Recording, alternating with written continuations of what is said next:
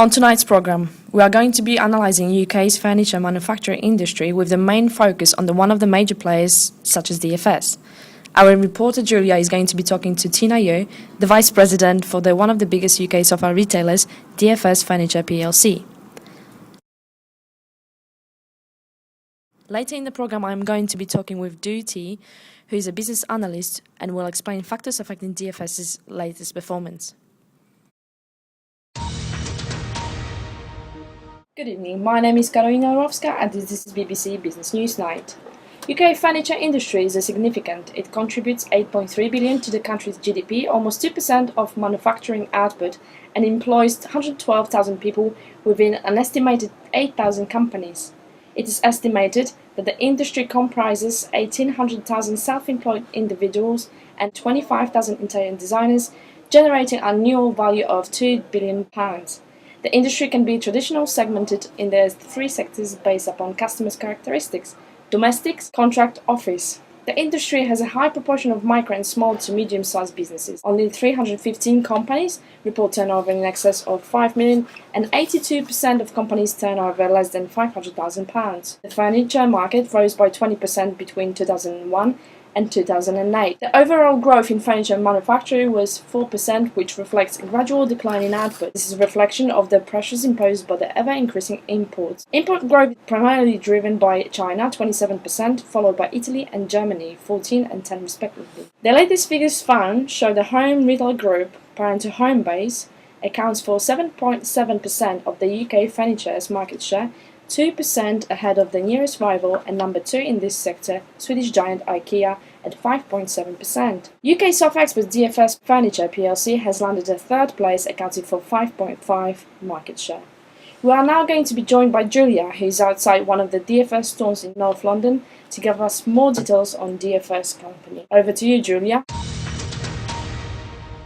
Thank you, Carolina. We are in front of one of the DFS stores specialists in the home furnishing. Established over 40 years ago, DFS claims to be leading retailer of made-to-order sofas and office furniture.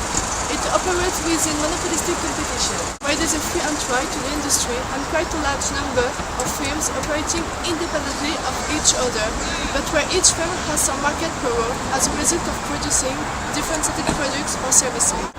DFS was established by Graham Kirker and by the 1990s was clear market leader in the upholstery sector.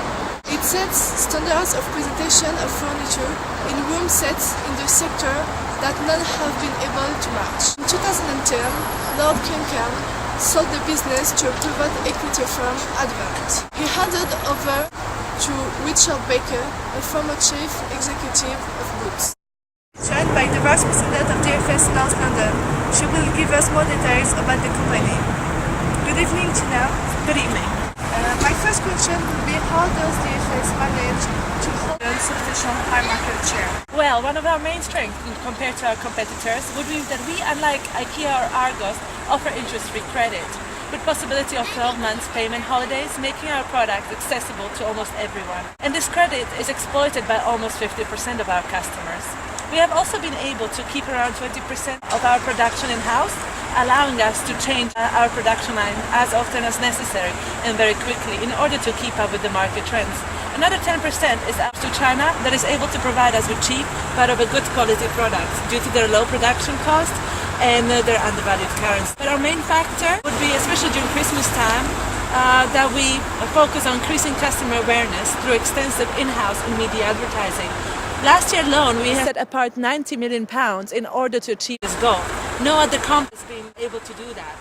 And as you can see from our figures, it paid off.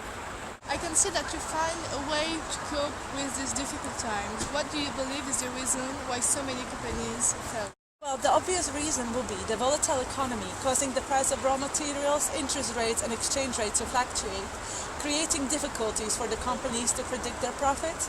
Many furniture companies source their products from overseas, therefore they are very vulnerable to the exchange rate fluctuation, and the trend of pound depreciating is not acting in their favour. After the UK joined the EU, the furniture production had to undergo some changes. to comply with the EU furniture legislations. The main three would be the IPC, Integrated Pollution and Control, which aims to minimize pollution from various industrial sources. They also needed to gain a permit for production based on the best available technique, and also to comply with the directive on the waste. All of these legislations rose the cost of production, and if the manufacturers couldn't comply, they would not be able to operate in the industry. It is not only the economic climate and the legislations that have a negative effect on sales, but also social factors are at work. People have recently become more aware of how much they spend because of the low job securities and falling real incomes. Research also shows that people are giving up on material things in exchange for more free time, and all of these factors cause the sales in the furniture market to fall. I couldn't have but noticed that you don't provide any online shopping on your website. Unfortunately, we have not been able to provide our customers with online shopping like our competitors have, but we provided them with direct line on our website, which allows them to phone in and order any product they want, which then will be delivered straight to their house and assembled. Thank you for joining us. Carolina, back to studio. Thank you, Julia. We're now being joined by one of the business analysts, DJ. Hello. Despite the fact that first hints of financial problems in the UK were emerging in August 2007, furniture manufacturing remained relatively steady until second quarter of 2008. According to the latest financial release by the company for the year ended 30th of July 2010, DFS sales and profit performance remains on track, with sales excluding VAT hitting 486 million. Given this data, what do you think? What were the key strategic factors that helped DFS survive in the economic downturn, and what had the negative impact on companies' operating profits? Well, many other companies in the industries, DFS were greatly affected by the recession. Consumers are not willing to spend lead to a decrease on sale. Also, the companies have spent a large amount on marketing strategy and employee investment. That's why the operating profit remained flat for that period. And now more on the strengths and weaknesses of the company strategy. DFS yield in the interest-free credit. The company is offering customers 4-year interest-free credit to make it easier and affordable for everyone to buy their product, particularly the poor and the middle class. This flexibility encourages customers to buy more and therefore increase sales. Okay, but how about the managing customers' credit? Well, it's not an easy thing to do. In fact, the company is taking a risk. A customer could not pay their bill within the credit period, the company will suffer.